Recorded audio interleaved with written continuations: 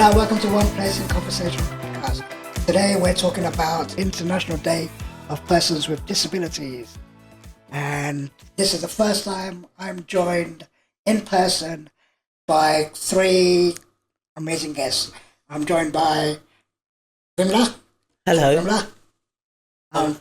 Owais. Hello. Hi. And I'm joined by Kweku. Yeah. Hello. Hi, Kweku. Hi. Yeah. How's everybody? Good, thank you. Good. Yeah. Very good. Excellent.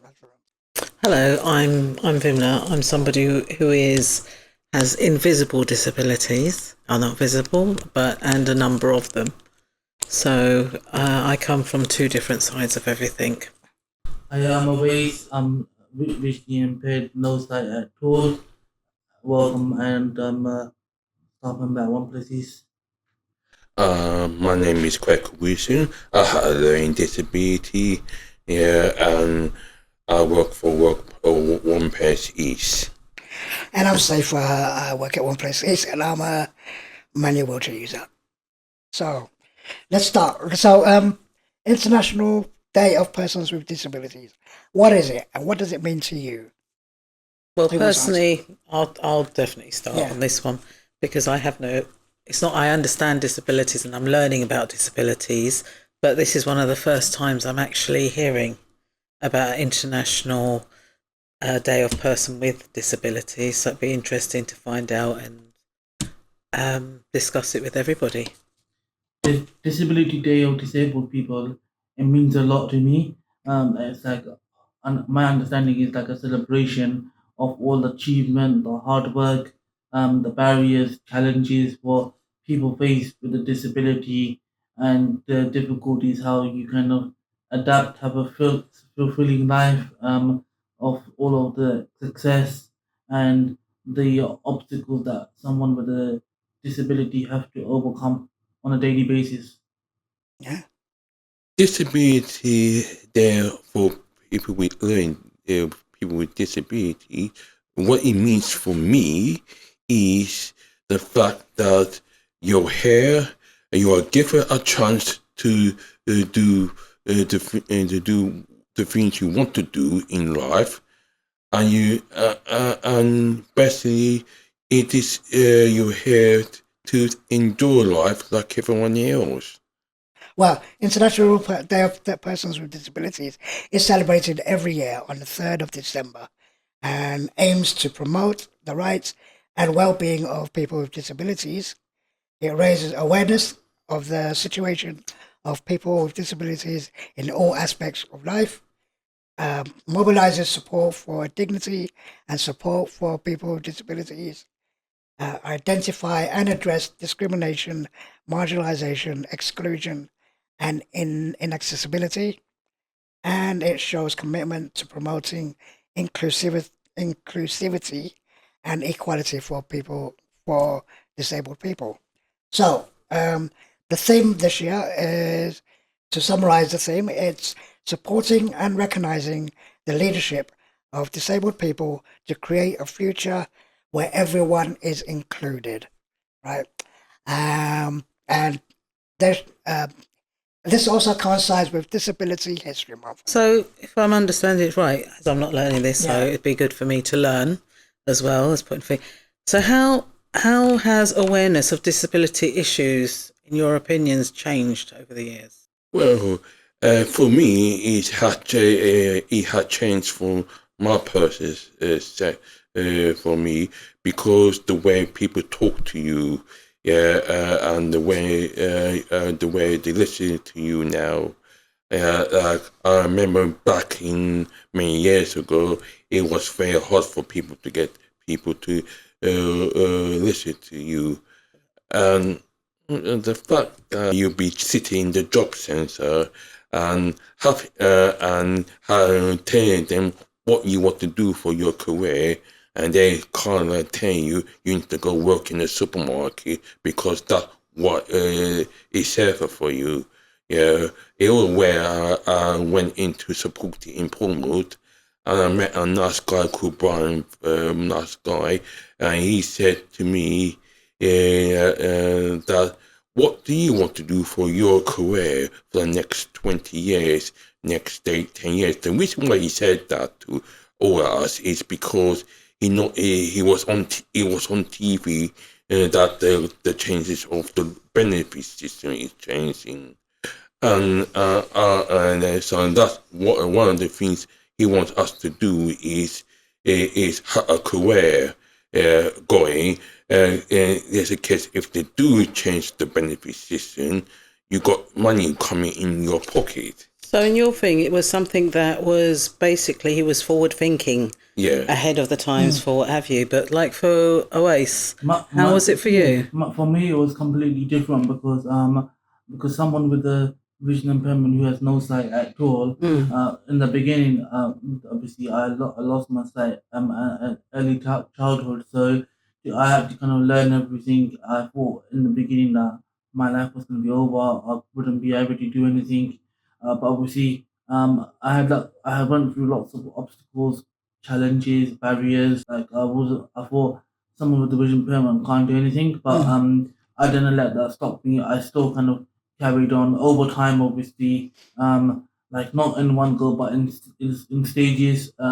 Started to pick up things again, like with education to start off with, voluntary, like with work wise. I just had to kind of really put the message out there that things just needs to be adapted and done in a different way that so then that people can treat me so because when I'm even when I go outside or meet anybody, people will think if they're coming up to me think like I don't have a vision impairment, but obviously they will just think that I'm just standing there, but obviously they don't know that. It's just that over the times and now especially there's a lot more technology and a lot more things out there for people with disabilities, which is really amazing. I think that it has changed a lot, but Saifur, I think you're the best person to be speaking on this. I think you've not best, but I think you have a lot more experience of a lot of things, especially more than me. It's changed a lot because obviously, going back now, you didn't always see disabled people out and about, right? And so the awareness has changed because more things are becoming accessible. So, people, non-disabled people are aware of people, disabled people, people in work, for example. You see more people, more disabled people in the workplace. You see disabled people out in the shopping, out on transport. So I think it's changed, all right, but it needs to, probably get better. We need to see more people, more disabled people in work. I think, yeah. I think from my point of view, which is very different from all of you at the moment, is that I didn't have any disabilities. So I've come from a place very different to becoming someone with disabilities. Initially, because I've had brain surgery, and that's one thing has led to another. So I have multiple issues. And for me, I very much see it from both sides. But I've also realised the lack of understanding and the ignorance that there has been towards people with disability when you are supposedly normal. Everybody's normal. But yeah, everyone's normal. But I tend to find that it is hard work because there's a lot of people who genuinely, I don't think they're horrible people or think they're just ignorant. I totally agree with you. Because even like now, people will think like yes, there is lots of inclusive, everybody trying to be more accommodating, accessible, and everything. But there is people out there like, for example, like when you're kind of going on trains and stuff like that.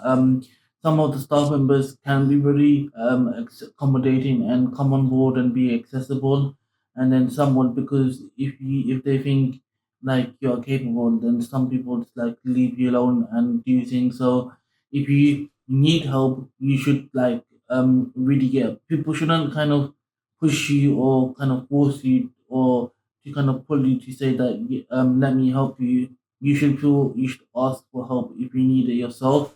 So whatever way that you feel comfortable. And even there's people that don't still understand about someone with a disability, like what they're doing. In some ways they'll be more able to do things than anybody, like normal people sort of thing. So I have also kind of experienced from like people as well. So it can be very frustrating if sometimes you're trying to explain something to someone and they don't understand from a disability point of view. So which would can be very frustrating, and you just gotta keep on kind of explaining and keep on doing it and prove them wrong.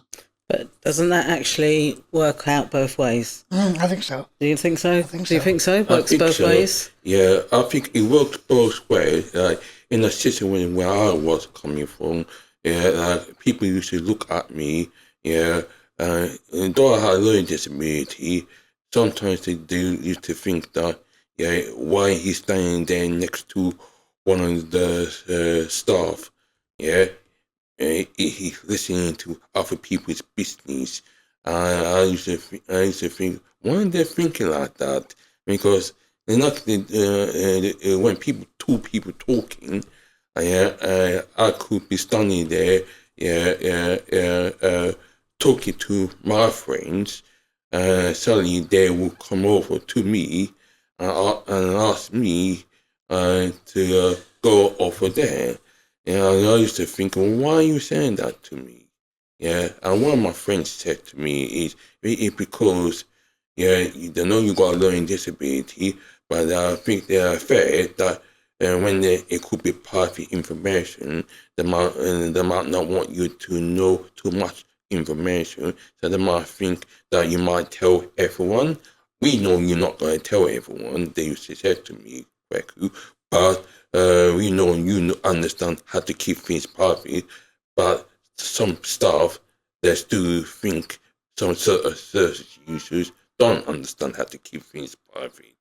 Yeah, so it's like another thing. It's like job wise. Yeah, in a and there used to be a stigma of people with learning disability working on the fairground. And there used to be this big issue, you can't work there. My boss went to a meeting, and there was, at the meeting, there was fairground people who own fun fair rides, and they said it'd be nice to have people with learning disabilities. Well, that's really nice, isn't Yeah. it? To be allowing for them to think that way. Yeah.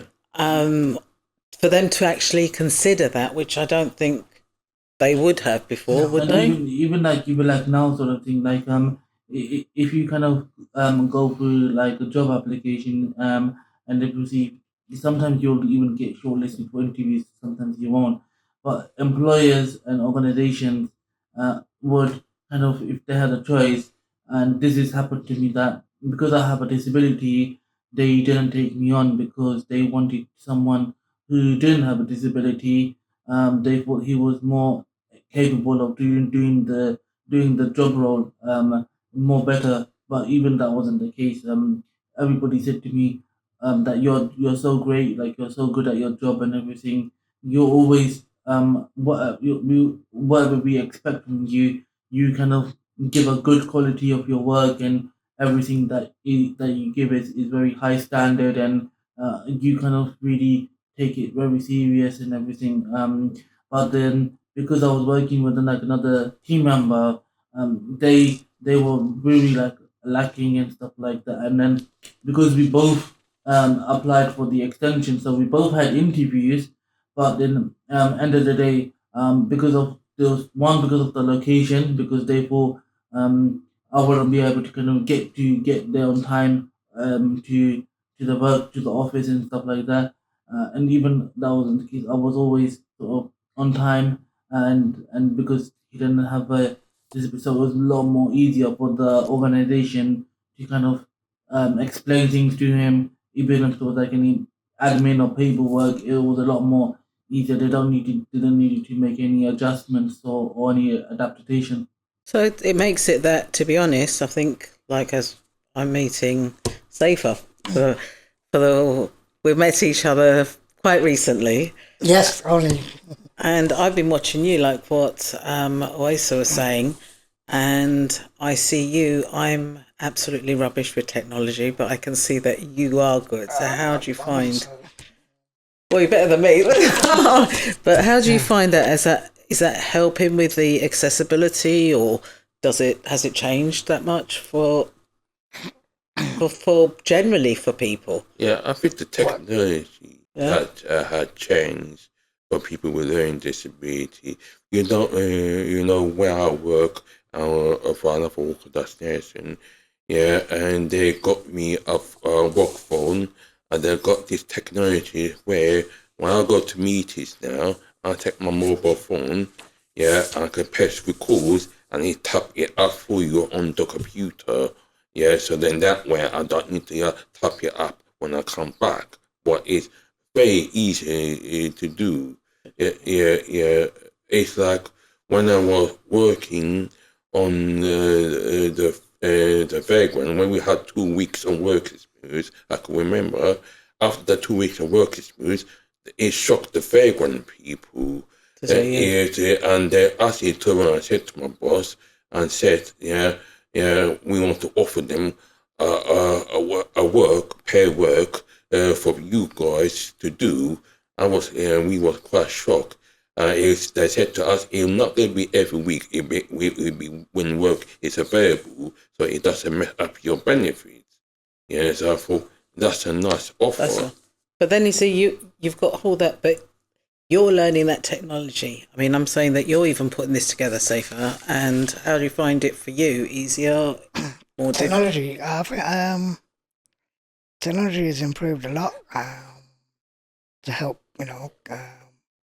people with various impairments. I mean, Owais can say, how technology he uses, to help him with his day-to-day, role, right? But for me,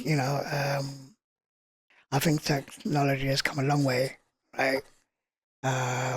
And not just in the workplace, but even getting out and about, right? I'm a manual wheelchair user, so but I know you can you can now get power add-ons to make your manual wheelchair an electric wheelchair.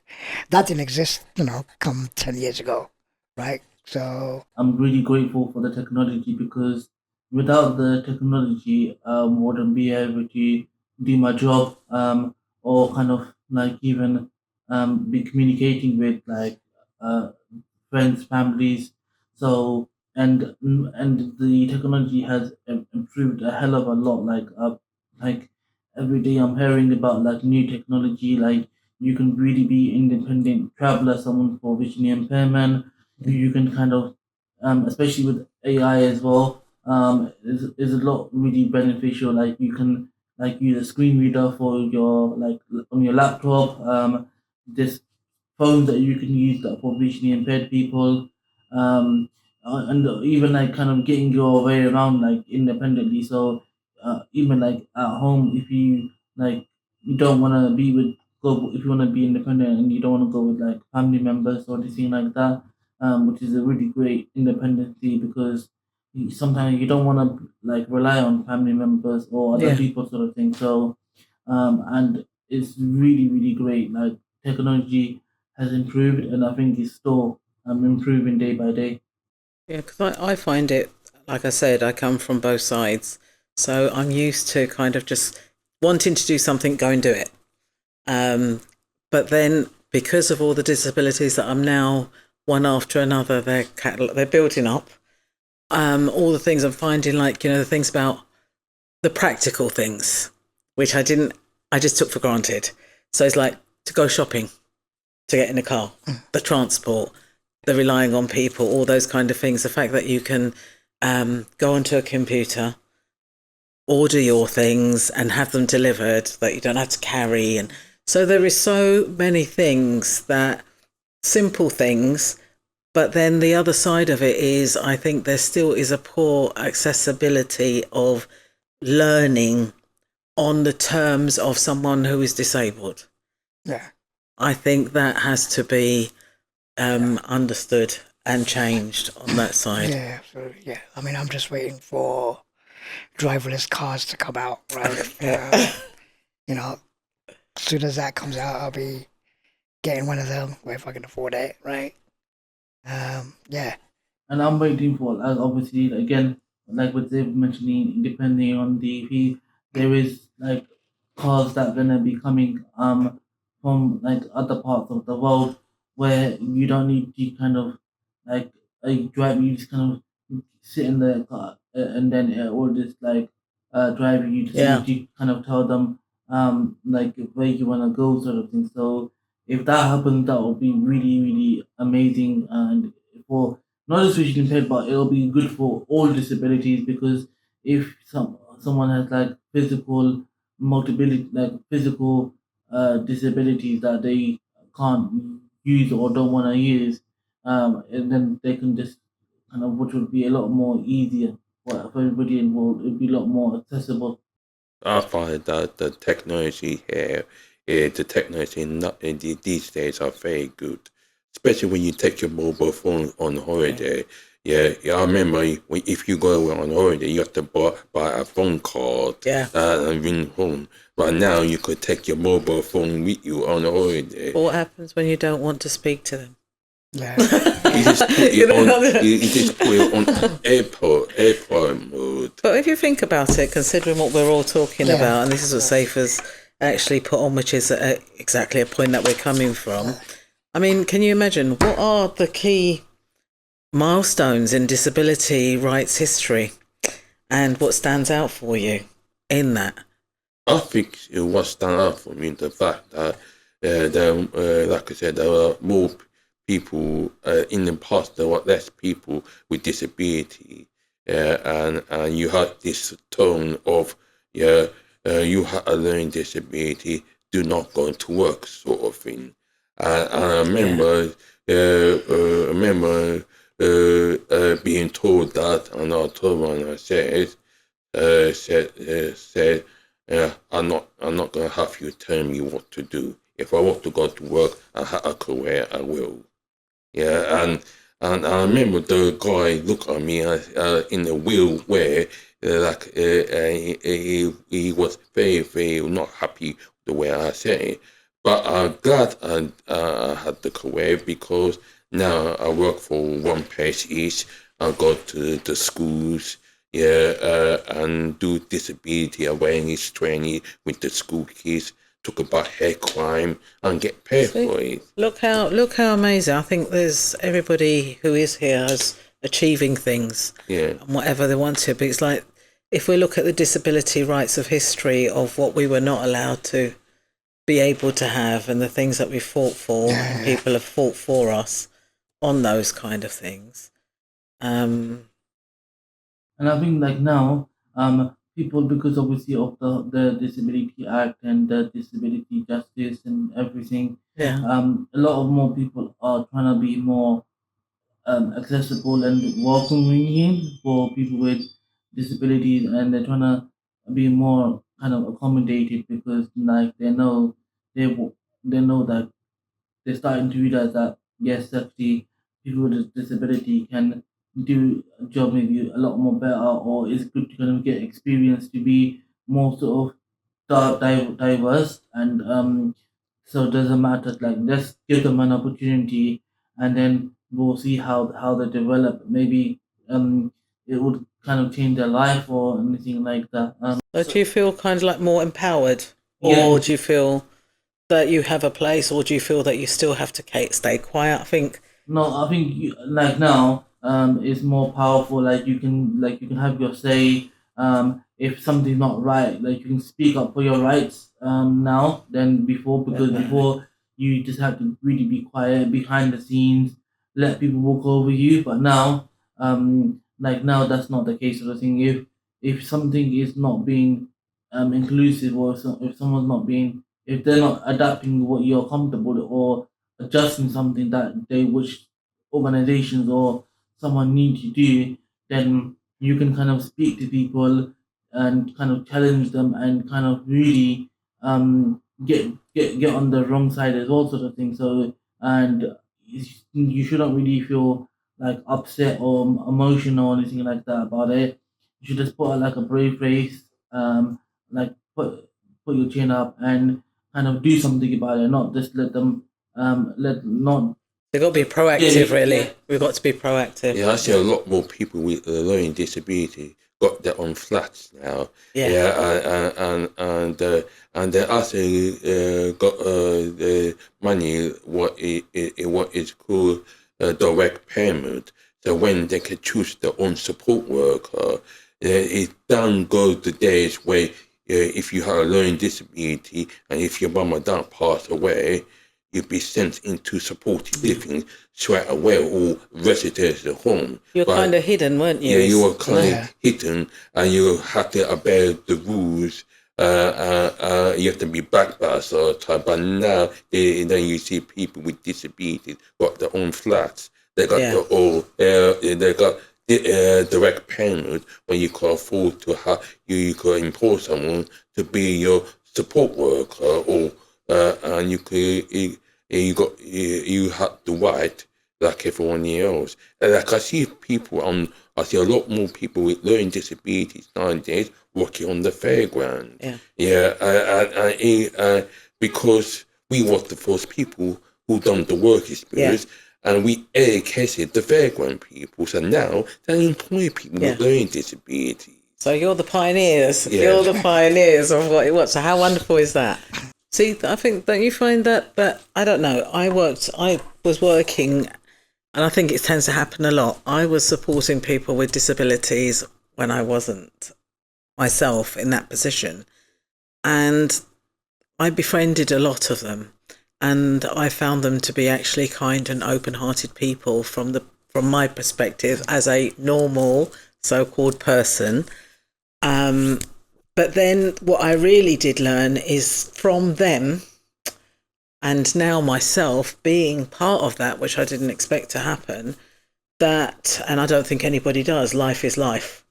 But I've learned that I was the one that needed to learn and be educated, because everybody has whatever, we're all disabled and we're all abled, but I tend to find that we're more open to welcoming and explaining or what have you. So it really is a gift that we have, and people should be more accessible to it and understanding of it. It's a bit like saying the next generation of people with learning disabilities, because we working like part time and get paid for it. You're encouraged the upper generation to be to do the same. Look at this guy Kweku. He's been working for 20 years. I will go. I would like to be like what he's doing. Yeah. And I think like with that disability, like you can exactly have like more life in you. You can kind of see things different.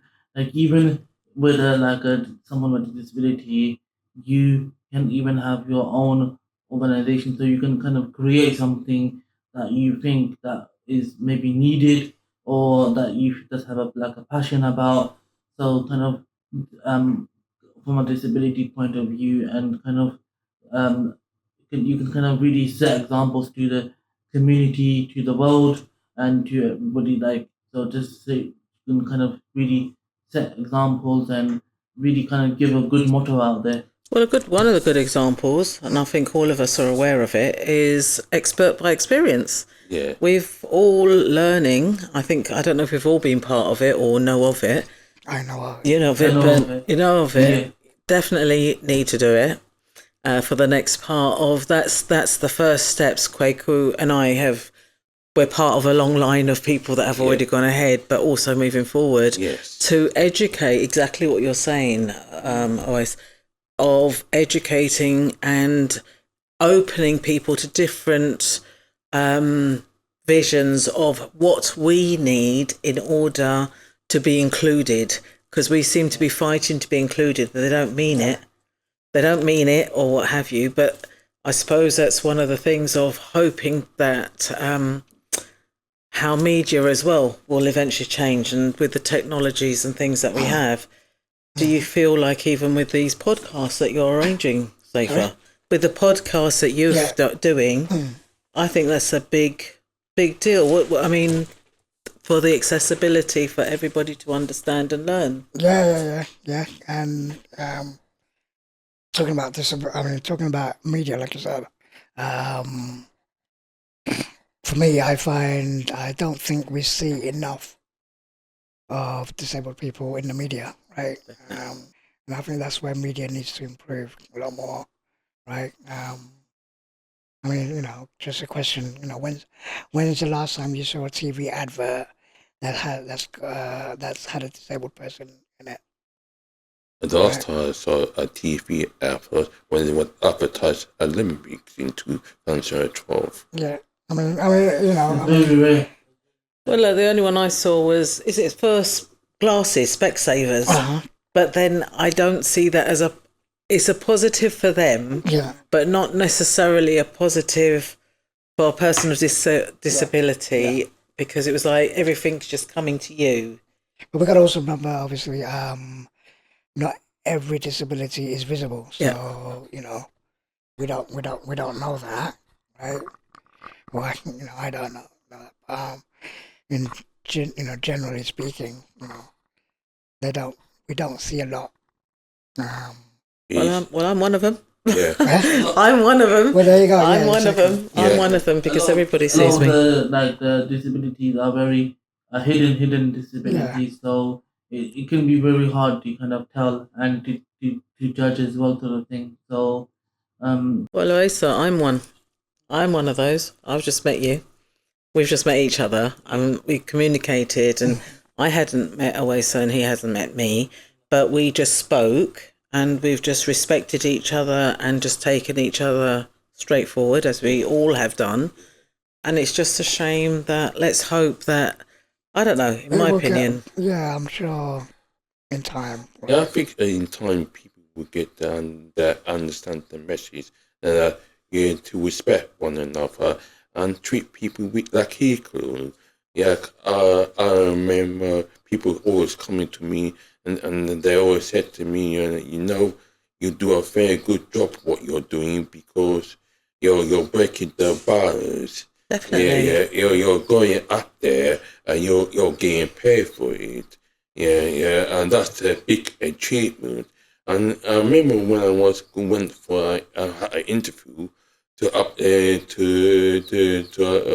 my ESM money.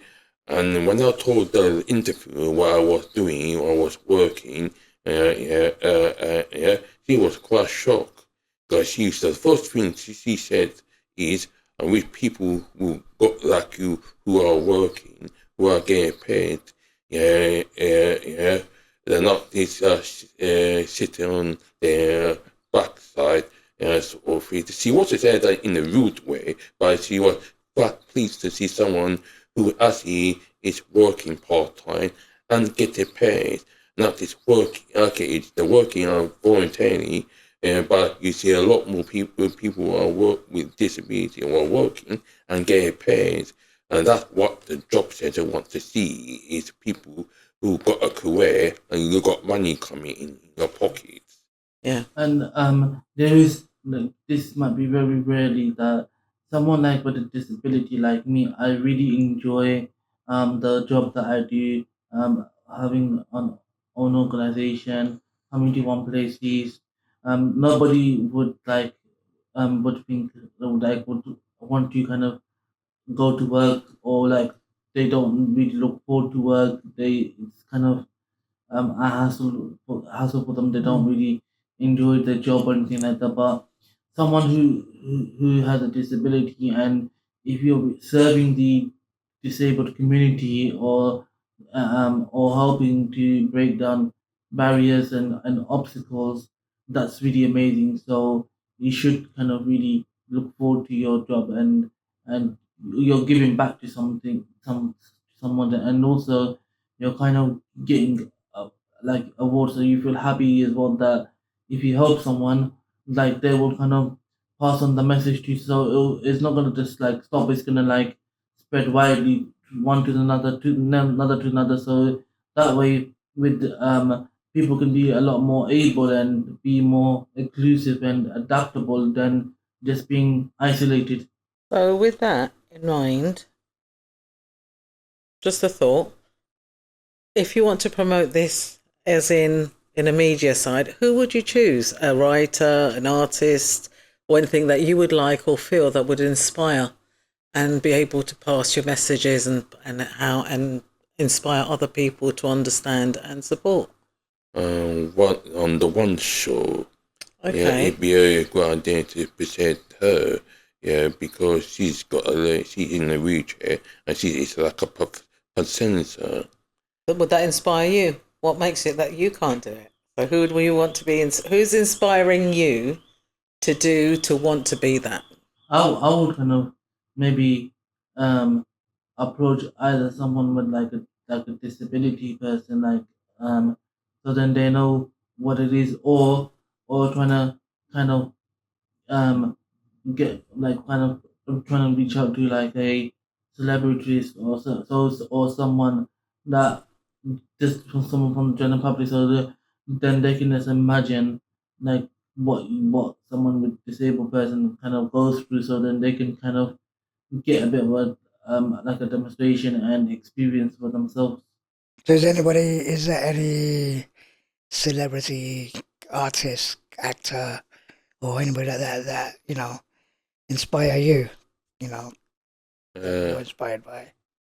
there was a lady who was in East Anderson's, and she's got a wheelchair and she's an actor. That applies me. The fact that she has a disability, but the fact that she's earning money like we are doing. Yeah, but and she's showing the world, yeah, that look on me. They got a learning disability. Yeah, yeah. Give it a try. Yeah, yeah. Don't be afraid of be going to work. And when I saw her on TV, that we inspires me, and that's the reason why I'm working part time. Yes, and we. But what's that girl's name? The one who's the comedian with the, is it I don't know what the disability. There's a lady who is a um.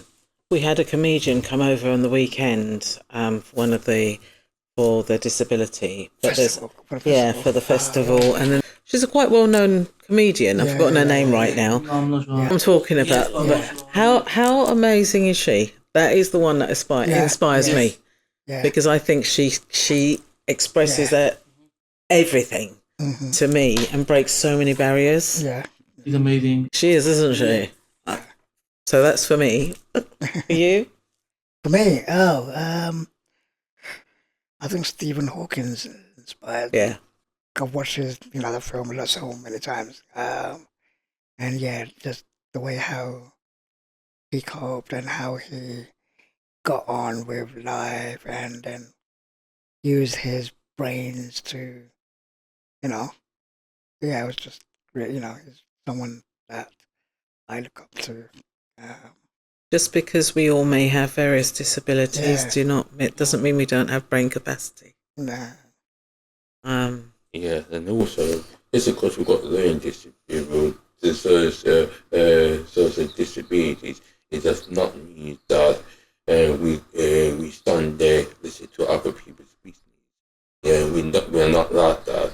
We just like human beings, and I think people need to understand. And they see someone still standing there, not to think they're being nosy. They're not. Yeah, they might be maybe that's the way they are. If they want to talk, they want to talk to their friends. Yeah, they should. It's not that. It should not be go sit over there. Yeah, Yeah. it should be It's all inclusive. all inclusive. So, Saifur, talking about inclusive, how has it been for you to have all of us in one of your sessions? I think it's great because it was the first time we've done it in person. Although I haven't shaved for the moment, but no, it's been good. It's been really, really good. I wanted to quickly ask you, personally, is there a moment you can share when you felt truly included, or excluded in in society because of your impairment disability? Yes, I could share a moment when what discrimination when people used to call me surface user, and I used to get very annoyed, and I used to say, please don't call me surface user, call me by my name, because I have to call you by your name. Why are you calling me Kweku surface user? Because when they were used to call me Kweku surface users, and though I used to work for an organization, I used to work for them, then I noticed when they used to call me service users, the staff used to treat me differently. They used to well, you better be hush already because he's here, and you don't want them. Okay. You don't want him to know. Whereas dedicated, he might tell other service users, your business. You need to be very, very careful with him. And I used to say, I used to say to people, I used to say to them, look, I'm here, and though I've got a learning disability, I'm not going to blab about your business. Yeah, if you want to talk about whatever you want to talk about, that's fine by me.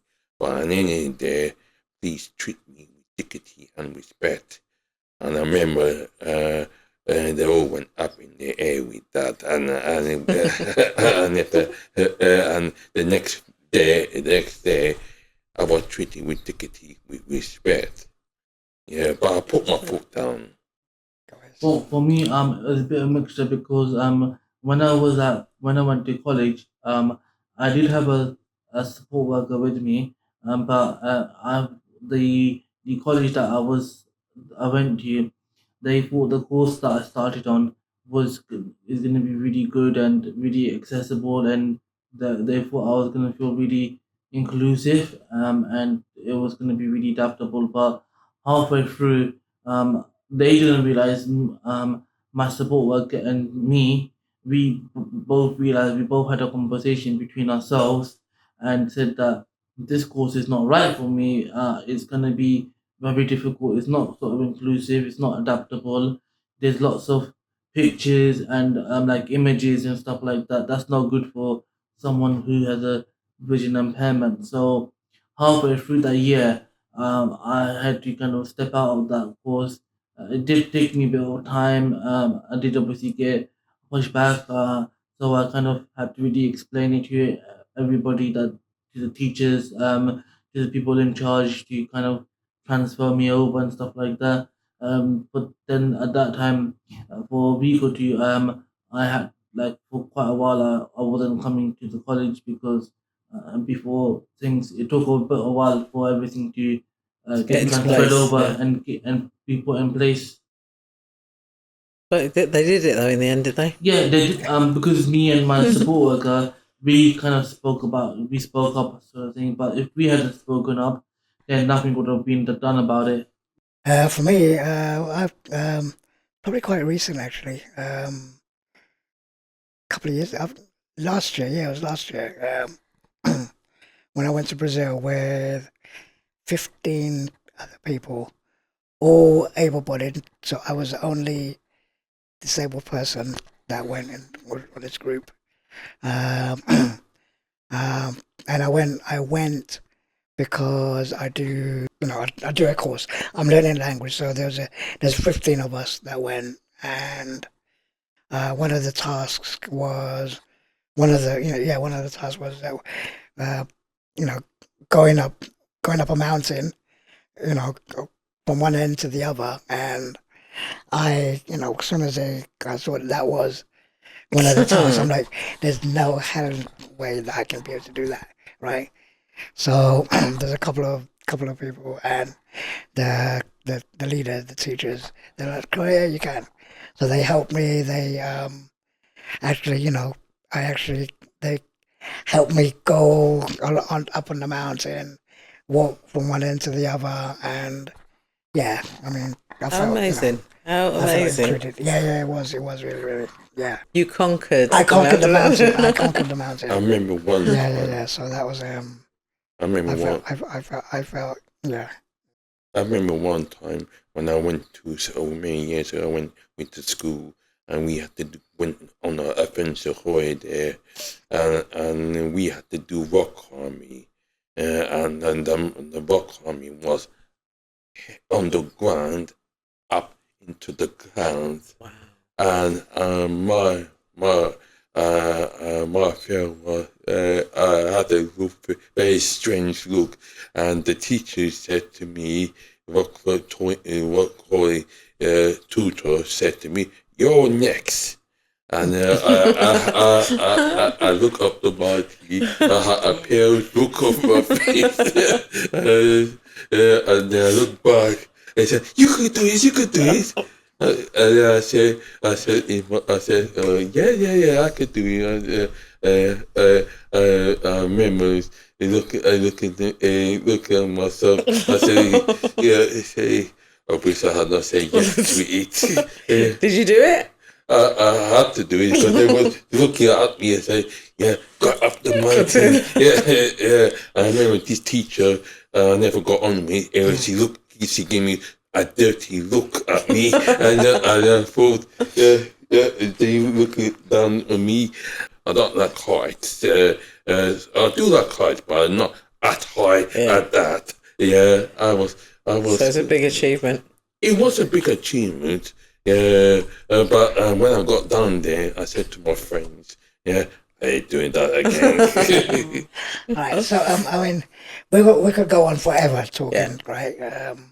But I want to finish off with one final question, probably to all of us, is how do you see the world and accessibility in the future? And how would you like to see the world, society? I would like to see a very kind of knowledgeable. They are getting they are becoming a little bit like knowledgeable. Like lots of like with AI scientists. There is lots of technology. They are trying to be, but I don't think not enough at the minute. So for future wise, want them to be fully acknowledged about all disabilities, how to really be technology side of things, how intelligent they can be, sort of thing. Really to kind of experience someone with disabilities, like what they go through, like what how easy that we can make it for them, so everybody can be really independent. Don't need to like rely on anybody and just be really confident. I want to see if in the future more people with learning disability, the next generation, are going into part-time work. Yeah, the way it's voluntary or paid. Yeah, but I want to see the job centres be a bit more nicer towards the people with a learning disability, and I see not force them to do full-time work, to give them a choice when you want to work full-time or part-time, yeah, and accept people for what they want to do, and not and understand them, just because they got a learning disability, we are the same like everyone here. We just need time to choose, yeah. For me, it's only because you've asked the question now that I'm actually thinking. Yeah. And it is, I'm a bit weird anyway, so it's fine. I'm happy to be so. Right? Star Wars came to mind. Star Wars, and I'm not a big Star Wars but fan as such, but the way that everybody is different, everybody has skills, everybody respects each other's. Let's forget the fighting and the enemies, but they all seem to accommodate. And I know it's a bit crazy, I suppose, what I'm saying, but they all accommodate each other, and that's what I'd like to see. That we all accommodate, understand, inspire, and just respect each other. Yeah, and for me, transport is a big thing. I want to see transport get better. I want to see buses, ramps, working on buses every time I want to get on the bus. I want to see drivers lower the bus every time I want to get on the bus. I want to see staff at train stations when I want to get off. Because there's been times when there's been no staff to help me get off. Or I want to see fully accessible transport station. Train stations. We could go on. My list can go on and on, but we don't have time for that. So I want to thank you, Vimla. I want to thank you, Owais, and I want to thank you, Kweku.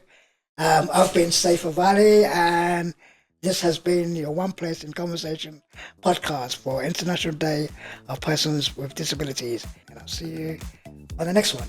Bye for now. Bye. Bye. Thank you, Saifur.